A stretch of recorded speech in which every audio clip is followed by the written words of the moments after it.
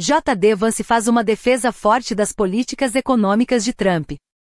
Because if you look at what we are doing every single day, you are going to have, and if this doesn't turn out to be true, I'll come back here and you can all tell me I'm wrong, but I'm telling you it's going to be true. You are going to have middle-class Americans, middle-class Pennsylvanians, some of the best tax season in 2026 that you've ever had.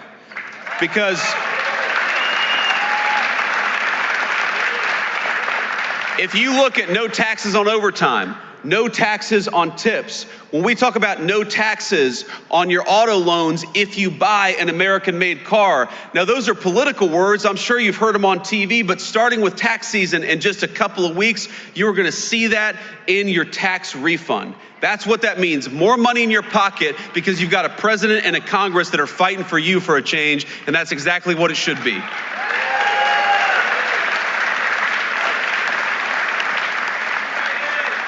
And I gotta say, I'm a little surprised. I'm a little surprised by when the Democrats talk all the time about affordability. Democrats say, you know, things aren't affordable. This isn't affordable. This has gotten more expensive. Drugs have gotten more expensive. Housing's gotten more expensive. And you know what? They're right, and it was because of them. It ain't that hard. If you go back to the 4 years of the Biden administration, why did housing get so expensive, double in price during the Biden administration? It's because Joe Biden let in 20 million illegal immigrants who took homes that ought by right go to American citizens and to the people of this great state.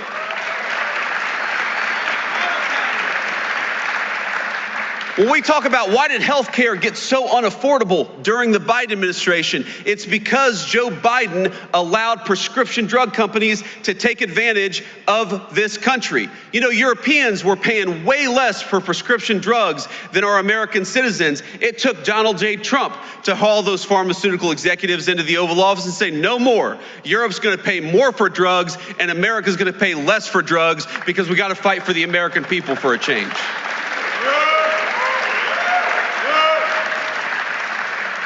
Why have rents gone down for 4 consecutive months? And I know they're still too high, but why have rents gone down for 4 consecutive months? Because we're starting to get those illegal aliens out of the United States of America.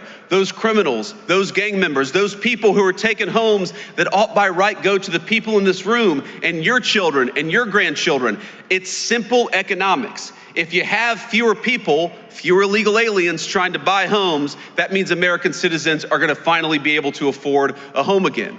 It's very, very simple economics. When you ask, why is it that we have trillions of dollars of new investment coming into the United States of America? Because we finally got a president who says, if you're going to build in America, if you're going to invest in America, we're going to make it easy for you.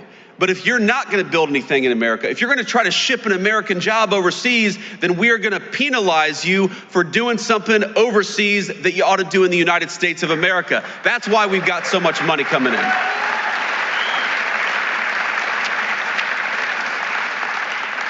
So if you look at every single affordability crisis that we talk about in the United States of America today, it's because we inherited a nightmare of an economy from Joe Biden.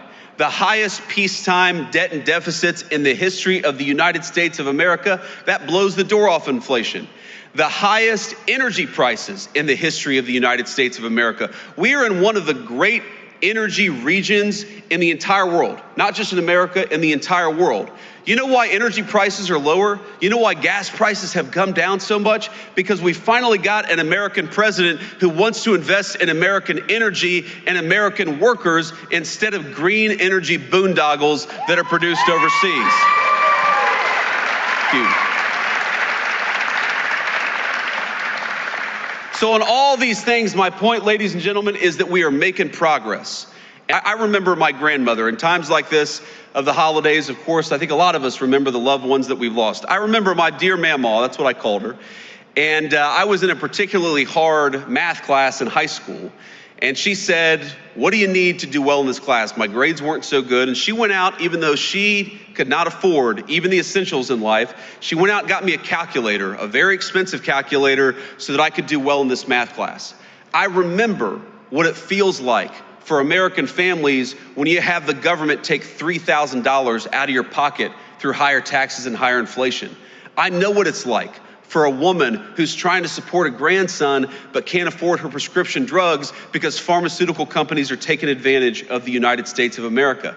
I remember what it's like when you have to choose between putting food on the table or getting the prescription that you need to stay healthy.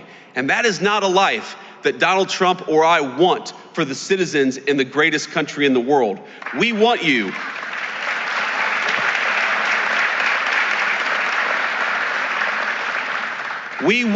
to be able to afford the things that you have to give your kids and your grandkids a good life. We want you to check your credit card statement and for that to be an annoyance, something you got to do rather than something that causes a lot of stress and anxiety. We don't want a single parent or grandparent to have to look at their checking account and decide whether they're going to buy food or whether they're going to buy medicine this month.